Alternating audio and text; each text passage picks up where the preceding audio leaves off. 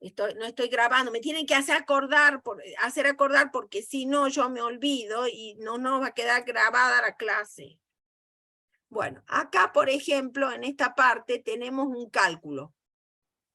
En ese cálculo, fíjese, tengo una sal con hidrólisis ácida y una sal con hidrólisis básica. Entonces, y obviamente tengo el agua, por ejemplo, acá tengo cloruro de amonio, tengo el agua, acá tengo acetato de sodio, tengo el agua con su constante, ¿sí? Luego tengo la sal disociada, acuérdense que prestamos especial atención en este análisis a las sales solubles, no a las sales insolubles. Entonces, una vez que planteamos la disociación de la sal, que es completa, porque son solubles, vamos a plantear, en este caso, que es cloruro de amonio, la hidrólisis del catión amonio. En el caso del acetato de sodio, la hidrólisis del anión acetato. Ahí me olvidé la carguita, pero es acetato con carga. Entonces el acetato sufre hidrólisis, el amonio, hidrólisis ácida, el acetato, hidrólisis básica. Por lo tanto, vamos a plantear las constantes de equilibrio de hidrólisis, en los dos casos las calculamos teniendo el valor de la constante ácida del ácido acético y la constante básica, perdón, la constante básica del amoníaco y la constante ácida del ácido acético. Planteamos nuestros balances de masa, como siempre los planteamos. Sabemos que esa base, sabemos que el ion amonio, cuando se hidroliza, está presente en el sistema como ion amonio y como ion amoníaco. También va a estar el contraión del catión, el cloruro. También va a haber iones hidronio, va a haber iones oxidrilo, y en el caso del acetato de sodio, vamos a tener el acetato, ¿no es cierto? El anión acetato que se hidroliza, entonces parcialmente va a estar como ácido acético, porque en la hidrólisis se recompone el ácido y se recompone la base, ¿sí? Y vamos a tener, por supuesto, en el caso del acetato de sodio, el ion hidronio y el ion oxidrilo. ¿Ah? En el caso de la sal, de la hidrólisis ácida, vamos a tener los oxidrilos que vienen del agua, y en el caso de la sal básica, los iones hidronios que provienen del agua. Y después seguimos todo el análisis, planteamos el balance de carga. El balance de carga, en este caso, fíjense que el balance de carga se amplió un poco, porque tengo que considerar el contraión del amonio, y acá el contraión del ion acetato, el ion sodio. En el caso del cloroamonio, el contraión es el ion cloruro. Tengo que considerar eso en el balance. Y hay consideraciones muy parecidas que hicimos antes. Si la sal es ácida, tiene una hidrólisis ácida, la concentración de iones hidróneos es mayor que oxidrilo y podemos despreciar oxidrilo. En el caso de la sal ácida. En la sal básica, lo contrario. Vamos a despreciar iones hidróneos. Entonces, ustedes fíjense que una vez que hacemos ese desprecio, ¿qué hacemos? Hacemos un pequeño juego algebraico. ¿Qué hacemos?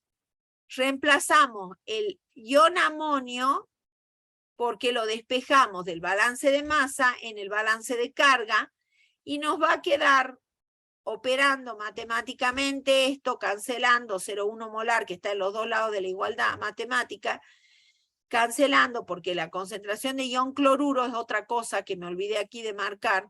En el balance de masa yo tengo que poner la concentración del contraión. En este caso, concentración de ion cloruro, en este caso, concentración de ion sodio. Entonces, como yo sé que la concentración de ion es 0,1 molar, la puedo cancelar. Empiezo a trabajar algebraicamente para que me quede que la concentración de ion de amoníaco es igual a la concentración de ion hidróneo, o sea que es lo que me da acá en la hidrólisis. Por cada mol de ion hidróneo tengo un mol de amoníaco. Lo mismo en el caso de la sal básica. Yo acá me queda luego del álgebra que la concentración de ácido acético es igual a la concentración de oxidrilo, que es lo que se ve acá en la reacción de hidrólisis, en el equilibrio de hidrólisis.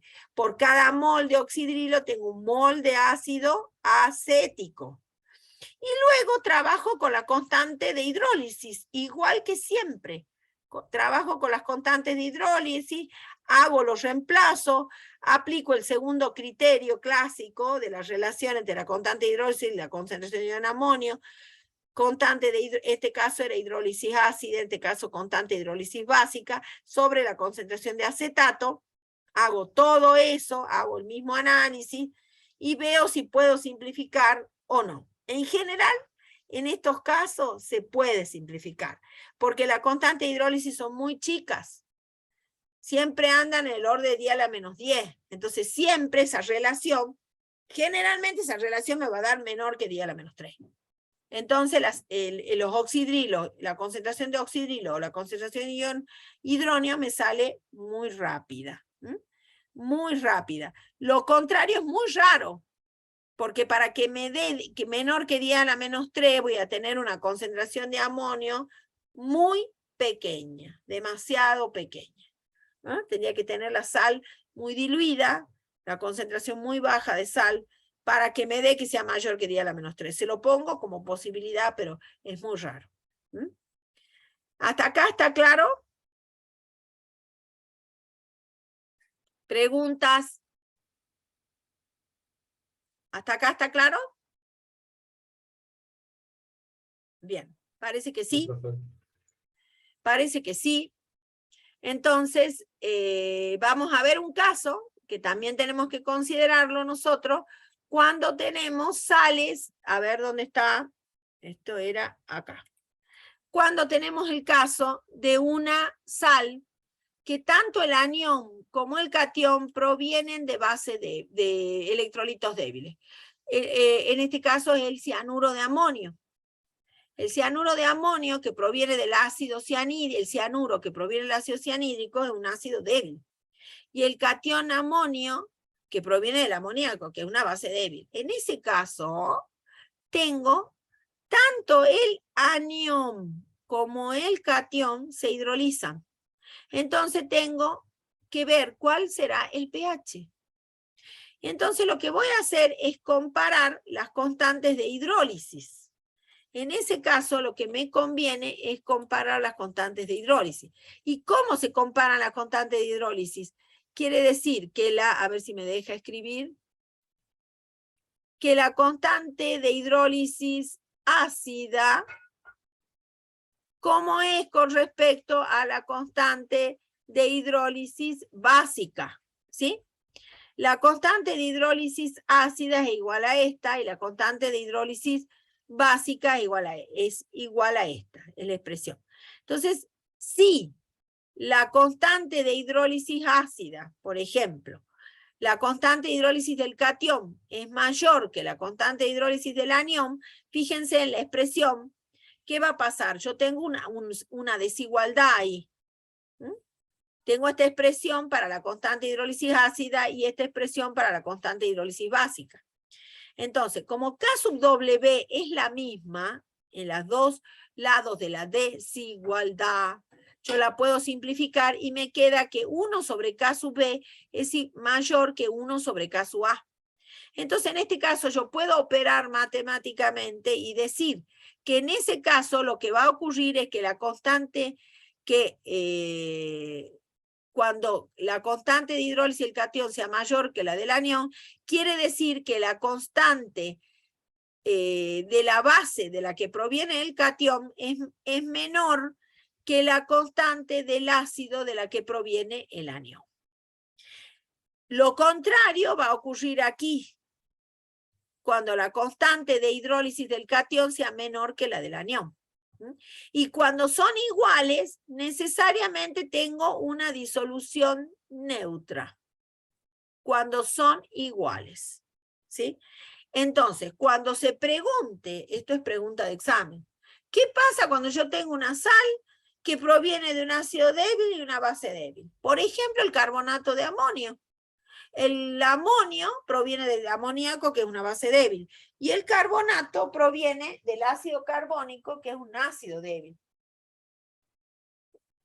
En ese caso, el pH va a depender de la relación de las constantes que están establecidas acá. Fíjense aquí, en el caso del cianuro de amonio, tengo una constante básica, siempre digo que lo voy a poner con otro color y me olvido. Vamos a dejar esto, vamos a tratar de colorearlo a esto. En este caso, la constante, a ver si me da, quiero que sea negrita, no, acá creo que está el color de la tinta. Ahí está. Me da acá que la hidrólisis del anión cianuro, la hidrólisis del anión cianuro, me da igual a 1, la constante de hidrólisis del anión cianuro me da 1,36 por 10 a la menos 5. Y la constante de hidrólisis del catión amonio me da 5,68 por 10 a la menos 10. Ahí está claro. Aquí estamos en el segundo caso, que, perdón, en el primer caso, que la constante de hidrólisis del catión es mayor que la del anión. O sea que en el caso del cianuro de amonio, la disolución es, a ver si estoy bien. A ver, estoy en el segundo caso, estaba bien, en el segundo caso. La constante del catión es menor que la del anión y tenemos una disolución básica. En el caso del cianuro de amonio es una disolución básica. Entonces, vamos a tener que hacer todo este análisis para demostrar lo que estamos afirmando. ¿No? Si decimos, no, bueno, yo tengo qué sé yo, el acetato de amonio, que el acetato proviene de un ácido débil y el amonio de una base débil. ¿Cuál será el pH? Bueno, me dicen, depende de la constante. ¡Ah, qué gracioso! No, hagan la demostración completa. Si ocurre esto, va a pasar esto. Si ocurre lo otro, va a pasar lo otro. Pero todo el análisis, la demostración, que es re sencilla por otra parte. Es muy sencillita. Bueno, acá está lo mismo, que yo lo escribí, lo hice una escritura, pero está igual. Y vamos a lo que son las disoluciones amortiguadoras o buffer, que vamos a tener que ir introduciéndolas junto con otros temas, lamentablemente por la cantidad de temas que tengo yo. Yo tengo muchísimas unidades, o sea, química general tiene la mitad de unidades que tiene esta materia. O sea que hay que trabajar lo mejor posible para poder desarrollar la mayor cantidad posible. No porque yo quiera desarrollar, porque soy una loca desarrolladora de contenido. No, es porque considero que esta materia puede ofrecer cosas importantes en la formación, sobre todo el ingeniero químico, porque el ingeniero químico, esta materia le va a ofrecer todo el análisis de equilibrios, así que hay que hacerlo completo, y además hay que hacerlo contextualizado, aplicado a distintos sistemas. Entonces ahí me permite introducir los contenidos de la tabla periódica. Entonces, no por desarrollar de más, yo sé que en pedagogía menos es más, pero hay que hacer ese menos más con criterio. Vamos a ver, disoluciones amortiguadoras o buffer. ¿Qué saben de las disoluciones amortiguadoras o buffer? Vamos a dejar un cachito de... ¿Qué sabemos de la disolución amortiguadoras o buffer? A ver, López Villegas, Camila, ¿qué sabemos?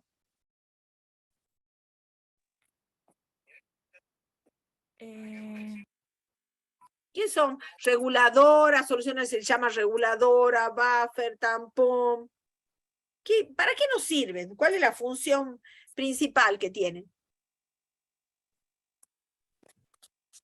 Mantienen un pH aproximadamente constante. ¿Quién habla? Cardoso, Benjamín. Cardoso Fernández, sí.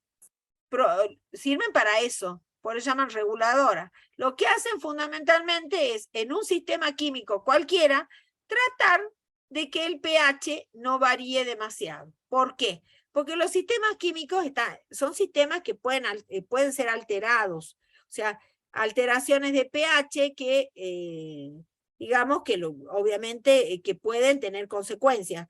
Sobre todo en el caso de los sistemas biológicos, hay muchos sistemas biológicos, bioquímicos, en que son lo que se llama regulados por algún buffer natural que tenemos en el organismo para evitar bruscos cambios de pH. Entonces, ¿por qué? Porque puede haber aumento de protones o aumento de oxidrio en algún momento que genere consecuencias negativas para el sistema biológico. Entonces, los sistemas reguladores son muy importantes. En el caso de la industria, vamos a analizar un caso particular. Tenemos también la posibilidad de establecer un sistema regulador. ¿Por qué? Porque en la industria, ¿qué pasa? Tenemos efluentes industriales, tenemos sustancias que van sobrando o quedan después de un proceso industrial. Por ejemplo, podemos tener de distintos estados físicos, gases, sólidos o líquidos, que los emitimos al ambiente. Y muchas veces, por ejemplo, cuando emitimos efluentes líquidos, o sea, hay un residuo líquido, hay un exceso líquido que queda de un proceso, generalmente las malas costumbres o las malas acciones eran verterlos a un curso de agua, qué sé yo, a un río, a un lago, malamente, mal. Entonces, ¿qué hacíamos? Le alterábamos el pH del sistema natural del agua, que generalmente el agua o el suelo siempre tienen un pH cercano a la neutralidad, porque en ese cercano a la neutralidad viven toda una serie de especies, vegetal, bueno, de todo el sistema vivo, digamos.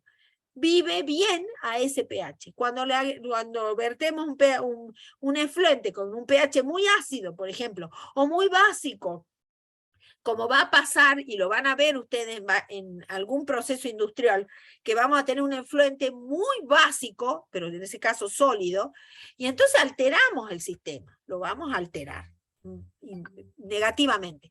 Entonces siempre podemos utilizar sistemas reguladores. Y en este caso, para eso vamos a ingresar entonces al tema. Nosotros nuevamente vamos a trabajar balance de masa y carga, con el criterio del, bueno, con eso, con balance de masa y carga, ¿sí? Generalmente ahora, cuando tengo generalmente, no en todos los casos, vamos a ver que hay un caso en que una sola sustancia puede actuar como sistema regulador. Pero en general, los sistemas, las soluciones buffer, tampón, generalmente se componen de un par, como se llama. ¿Se acuerdan cuando hablábamos de las pilas, que hablábamos siempre de pares? Siempre tenemos una sustancia que se oxida y otra que se reduce, el par óxido reductor. Acá vamos a tener un par. Vamos a tener un par, ¿por qué? Porque el buffer, de acuerdo al rango de pH que regule, vamos a tener buffer que regulen en la zona ácida, o sea, a pH menores que 7. Y vamos a tener buffer que regulen en la zona básica. Y vamos a tener buffer que regulen a pH 7, o sea, en la zona de la neutralidad. Nosotros no vamos a analizar los casos de buffer que regulen en la neutralidad, pero sí vamos a analizar los casos de buffer que regulen pH ácido porque me interesa mantener un pH ácido, o pH básico porque me interesa mantener un pH básico. ¿Sí? Bien. Vamos a ver, tenemos ejemplos acá. Cada solución buffer va a tener dos componentes. En general vamos a estudiar esos casos. Un buffer ácido o solución reguladora ácida va a estar conformada por el ácido débil y su sal. Por ejemplo, que es ácido acético, acetato de sodio. O sea, lo que se llama, ¿se acuerdan? Su base conjugada. De acuerdo a la teoría de Brownstein-Lowry, el ácido y su base conjugada. En este caso, una sal del ácido. Generalmente sal de bases fuertes. Generalmente sales de bases fuertes, como el sodio, el potasio, etc. Y la solución reguladora básica o solución o reguladora o tampón o buffer básica va a tener una base débil y también su sal, ¿no es cierto?, de esa base débil. Recordando a Brownstein-Lowry, entonces va a ser la base, va a ser el ácido conjugado de la base. Entonces, base débil con su ácido conjugado. En este caso, entonces, hidróxido de amonio, cloruro de amonio. Está muy caliente la computadora. Bueno, vamos a ver Vamos a borrar un poquito para ir despejando. Vista, está. Inicio, revisar la plumita. Vamos a borrar un poco porque está muy sucio esto ya. Bien. Bueno. Acá entonces vamos a tener esta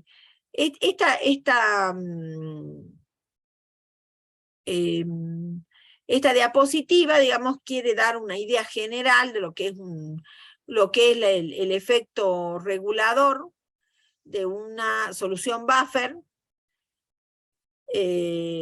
Fíjense que de acuerdo a la cantidad añadida comparada con las cantidades grandes que hay fíjense ustedes que en el caso, a ver si, me parece que esta diapositiva no ayuda mucho, vamos a seguir con la otra. O mejor que eso, vamos a entrar con mi pizarra, mejor va a ser, los va a ayudar, ya la voy a sacar esa diapositiva que no me gusta mucho. Acá vamos a borrar la página y entonces vamos a empezar analizando una solución reguladora, el alambre reguladora de pH ácido,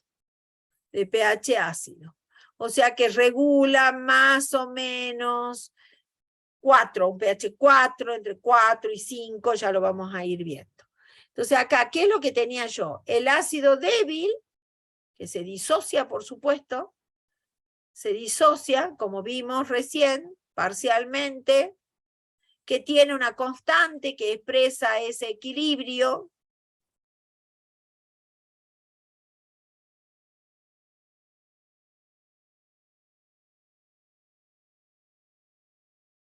Bien. Y a su vez tengo el acetato de sodio, que es el acetato de sodio, que es justamente la base conjugada del ácido.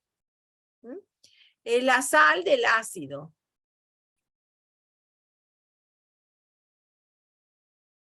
Entonces, acetato de sodio, que como sabemos que era soluble, va a estar totalmente disociado.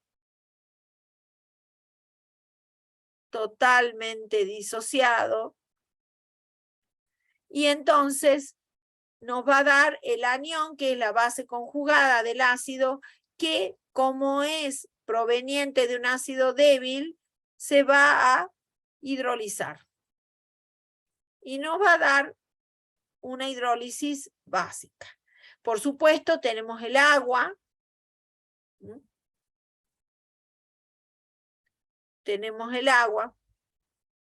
Y acá, en estas ecuaciones son muy importantes porque de estas ecuaciones tenemos dos que son de equilibrio. Esta y esta. Estas dos ecuaciones de equilibrio son centrales. ¿Por qué van a ser centrales? Porque van a determinar cómo funciona el buffer.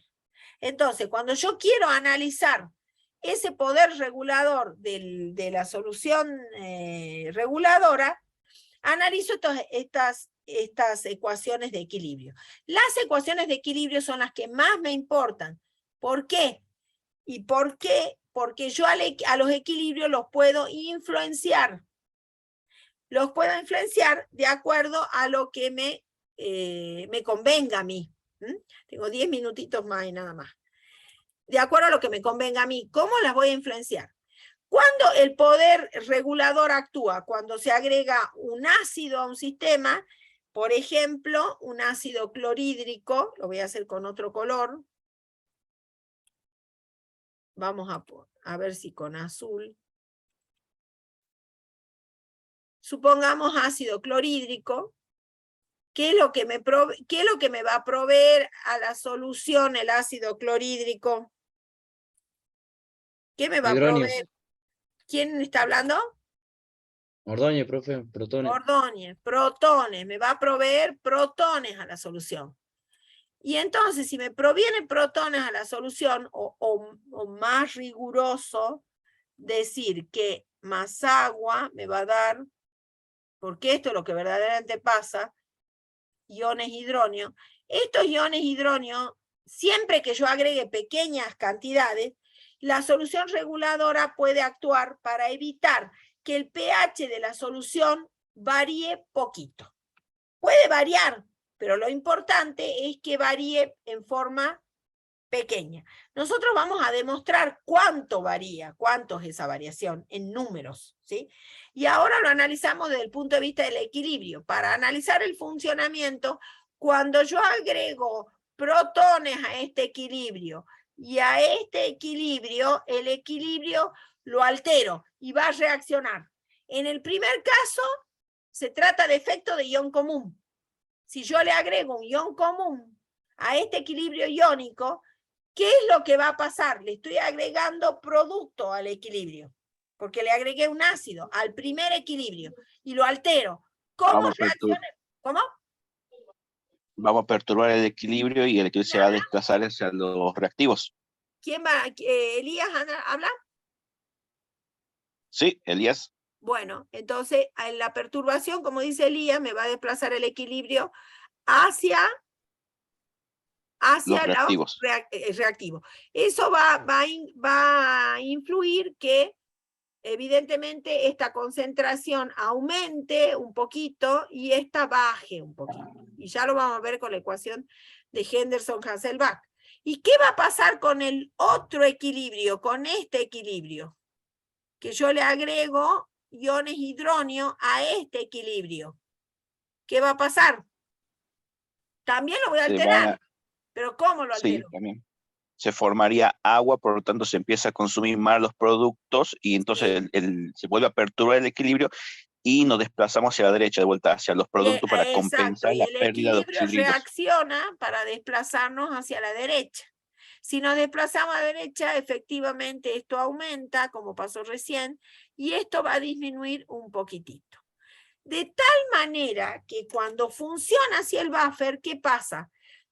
Si yo le agrego un ácido, lo estoy pretendiendo bajar el pH. Entonces, el buffer reacciona equilibrándome, neutralizándome los protones que agrego con los oxidrilos que produzco en la hidrólisis del acetato. Entonces, evita que baje el pH, o por lo menos que baje mucho el pH. ¿Cómo se mide la acción reguladora de un buffer? Es que el pH, el máximo límite que tiene para variar un pH es 1 unidad. Mientras yo agregue ácido o base y el pH varíe mucho menos que eso, por ejemplo, en una media unidad o en una décima de unidad, estoy con una buena solución reguladora, con un buen sistema regulador. ¿Sí? Entonces, esta parte de equilibrio ácido-base, estamos aplicando, como aplicamos en el equilibrio redox, el principio de Le Chatelier. El principio de Le Chatelier se aplica para todos los equilibrios. Y acá lo analizamos para el funcionamiento del buffer. Chicos, los voy a dejar acá. Los voy a dejar acá. Y espero que no pase ninguna otra tragedia más, por favor, ya basta. Es suficiente ya con lo que tenemos, ya está. No quiero que pase más nada. Y los voy a ver muy pronto, la semana que viene. Me despido. Buen fin de, profe. Para Chao, todos profe. igual, también, y espero Hasta que luego, esto profe. pase. Hasta luego, profe. Hasta luego, profe. Gracias, Muy profe. Hasta trágico luego. lo que ha pasado. Voy a cerrar. A ver. En meeting for all.